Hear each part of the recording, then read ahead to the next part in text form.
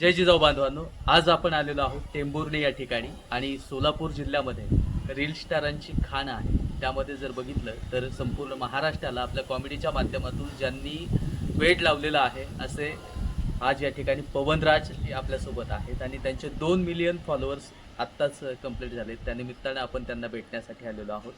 एक खास त्यांच्यात थोडा आपण त्यांचा अनुभव जाणून घेऊया. या रील क्षेत्रामध्ये असेल किंवा कॉमेडी क्षेत्रामध्ये काही अडचणी असतील किंवा ग्रामीण भागातून तुम्ही जसं पुढे आला तर काय सांगाल? अडचणी भरपूर होत्या. खूप खडतर प्रवासातून आलेलो आहे. पण एकच सांगतोय सगळ्यांना, कोणी खचून जायचं नाही, आपलं करत राहायचं.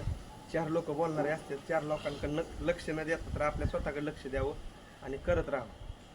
नक्कीच हे सगळ्याच रील स्टारसाठी लागू होतं, कारण कुणीतरी बोलतं, कुणीतरी आपल्या कामाला टोकतं, म्हणजे आपलं काम कुठेतरी सक्सेसकडे जात असतं. आणि नक्कीच ज्यावेळेस आपल्याला कोणी बोलणारे तयार होतात त्यावेळेस नक्कीच आपले फॉलोअर्स तयार होत असतात. आणि पुन्हा एकदा तुम्हाला जे काय आता धन्यवाद दादा, एवढ्या लांबून परभणीवरून मला भेटण्यासाठी आलं उदय दादा ऋषी पाटील. तर खूप छान वाटलं, एवढं लोकांचं प्रेम मिळतं एक सामान्य गरीब कुटुंबातल्या पोराला. खूप छान वाटलं. असंच तुमचं प्रेम राहू द्या सर्वांचं आणि आयुष्यभर तुम्हाला हसवत राहील. आणि एवढं भेटायला आल्याबद्दल धन्यवाद.